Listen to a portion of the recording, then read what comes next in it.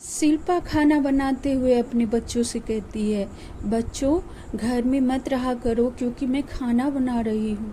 पर माँ बाहर भी तो बहुत गर्मी है, थोड़ा तो ठंडी लगेगी, बाहर हवा में जाके खेलो।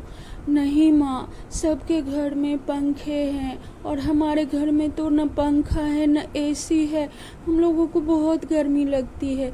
यह सुन शिल्पा के सास ससुर और उसके पति को बहुत बुरा लगता है और वो लोग खाना नहीं खाते हैं और वहाँ से उठने लगते हैं। तभी शिल्पा कहती है, ये क्या आप लोग अच्छे से खाना भी नहीं खाए, एक एक रोटी ही खाए हैं। अरे शिल्पा, भूख नहीं है, कैसे भूख लगेगी, इतनी गर्मी है, कुछ खाने का मन नहीं करता है। उसके सास ससुर भी यही बात बताते हैं। हाँ बहू, इतनी गर्मी में थोड़ा सा भी खाना अंदर नहीं जाता, एक पंखा भी नहीं है घर में। यह कहकर सब लोग रात में सो जाते हैं। उसकी सास ससुर कहते हैं, भगवान एक पंखा देते हम लोगों को तो कितना अच्छा होता। यह सोचकर सब लोग घर में सो रहे थे, लेकिन उन सबको नींद नहीं आ रही थी क्योंकि इतनी तेज़ गर्मी थी कि घर में रहना बिना पंखे का बहुत मुश्किल काम था। तभी शिल्पा ने सोचा कि क्यों न आंगन के पेड़ के नीचे कुछ बिछावन लगा के वहीं पे सब लोग सो जाएं, थोड़ा तो ठंडा मिलेगा।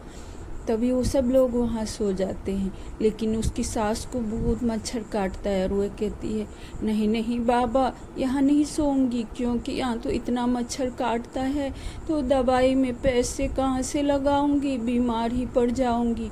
और फिर सब लोग अपने कमरे में चले जाते हैं। एक दिन शिल्पा के दोनों बच्चों अपने दोस्त के घर जाती है और कहती है, अरे वाह, तुम्हारे घर में कितनी ठंडी है। तभी उसकी दोस्त की मम्मी बहुत जली कटी उन दोनों बच्चों को सुनाती है और कहती है, गरीब बच्चे मेरे घर से निकलो।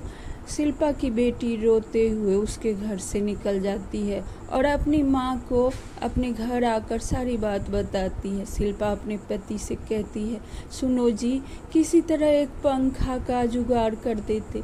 कैसे करूँ?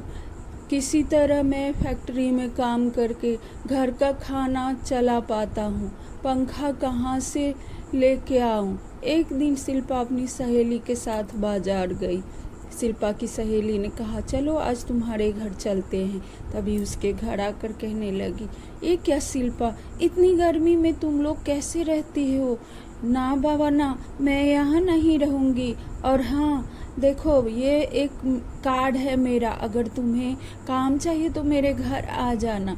तभी उसके बच्चों की तबीयत खराब हो जाती है और डॉक्टर कहता है कि आपके बच्चों को गर्मी की वजह से डिहाइड्रेशन हो गया है, इसे पंखे में रखा कीजिए। तभी शिल्पा अपने पति को मना कर कहती है, मैं अपनी सहेली के यहाँ काम पर चली जाती हूँ। और वह अपनी सहेली के घर पर काम के लिए जाती है। उसकी सहेली उसके ऊपर बहुत रौब जमाती है, ओ शिल्पा, ऐसे काम करो, कहीं पे भी कचरा छूटा तो मैं तुम्हें तनख्वाह में से पैसा काट लूँगी। किसी तरह दोनों पति पत्नी पैसा जुटाकर पंखा लेने जाता है। तभी रास्ते में एक बच्चा साइकिल से जा रहा था कि उसे एक्सीडेंट हो गया और वह नीचे गिर गया और उसके माथे से बहुत खून बह रहा था। शिल्पा का पति उसे उठाया और हॉस्पिटल पहुंचा दिया। तभी उसके बच्चे कहने लगे घर आने पर, पापा पंखा लाए क्या? तभी शिल्पा का पति सारी बात बताई। शिल्पा ने कहा, अच्छा किया आपने, उस पंखे से ज़्यादा उस बच्चे की जान प्यारी थी।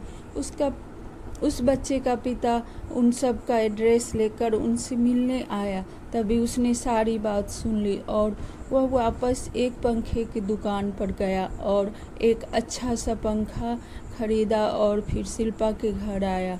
तभी शिल्पा का पति कहने लगा, आप कौन? मैं वही हूँ जिसके बेटे का आपने जान बचाया है, इसलिए मैं आपके लिए पंखा लेकर आया हूँ।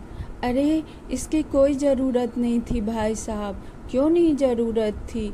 आपने मेरे बच्चे के लिए फरिश्ता बन के आए, आज से आप मेरे फैक्ट्री में काम करेंगी। तभी शिल्पा के दोनों बच्चे बहुत खुश हो जाते और कहते हैं अब हम लोग पंखा में पढ़ाई करेंगे, सोएंगे भी। उस रात से सब लोग पंखे में इकट्ठे सोते हैं और शिल्पा के पति को अच्छा नौकरी मिल जाता है और वह मैनेजर के पद पे होता है और सब लोग राजी खुशी रहने लगते हैं।